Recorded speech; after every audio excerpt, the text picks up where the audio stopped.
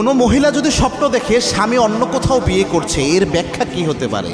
গুরুত্বপূর্ণ একটা বিষয়, না বুঝে অনেকে ভুল করে ফেলে এবং এই ভুলের মাসুল পরবর্তীতে দিতে হয়।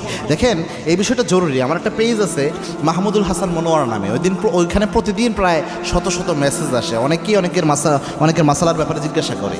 তো একজন বোন কত যে মেসেজ দিয়েছে আমি এটা লক্ষ্য করি নাই, এবং হোয়াটসঅ্যাপে আমার ফোন দিতে দিতে অবস্থা খারাপ, 20-25টা ফোন। পরে আমাকে দেখানো হলে আমি ফোন দিলাম, তো আমাকে বলছে হুজুর একটা জবাব আপনাকে দিতেই হবে। আমি প্রায়ই স্বপ্ন দেখি যে আমার হাজব্যান্ড অন্য এক মহিলাকে বিয়ে করতেছে, তবুও যেমন তেমন মহিলা না, যেই পাশের প্রতিবেশী ভাবিটাকে আমি দেখতে পারি না ওই ভাবিটাকে সে বিয়ে করতেছে।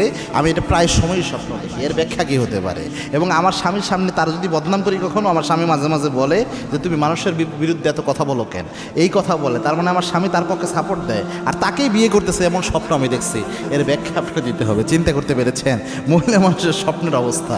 তো আমি বললাম অবশ্যই এটার ব্যাখ্যা আপনার স্বপ্ন বিশারদগণদের মধ্যে অন্যতম মোহাম্মদ ইবনে শিরিন রাহিমাহুল্লাহ এটার ব্যাপারে ব্যাখ্যা করেছেন। এবং স্বপ্ন কিন্তু খেলতামাশার বিষয় না ভাই, স্বপ্নের গুরুত্ব আছে। একটা হাদিস বলে ব্যাখ্যাটা বলছি।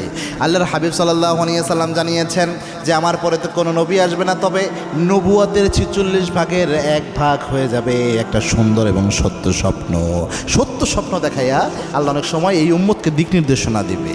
তো মোহাম্মদ ইবনে শিরিন রাহিমাহুল্লাহ বলছেন স্বপ্নে বিয়ে দেখা এটা বরকতের আলামত, ভালো আলামত, কল্যাণের আলামত। কোনো মহিলা যদি নিজের বিয়ে বা স্বামীর বিয়েও দেখে, এটাও কল্যাণ নির্দেশ করে। তবে এই ক্ষেত্রে যদি এমন হয়, বেশিরভাগ সময় কোনো মহিলা তার হাজব্যান্ডকে নিয়ে টেনশনে থাকে, পেরেশানিতে থাকে, আমার স্বামী মনে এই বুঝি বিয়ে করলো, অন্য কোনো মহিলাকে ঘরে উঠাইলো, তাহলে এটা আর রুইয়া নাফসানি হতে পারে। মানে সারাদিন যে চিন্তা চেতনা সে করে, এটার আলোকে সে স্বপ্নটা দেখেছে, যার কারণেই এটা সে প্রায় সময়ই দেখে।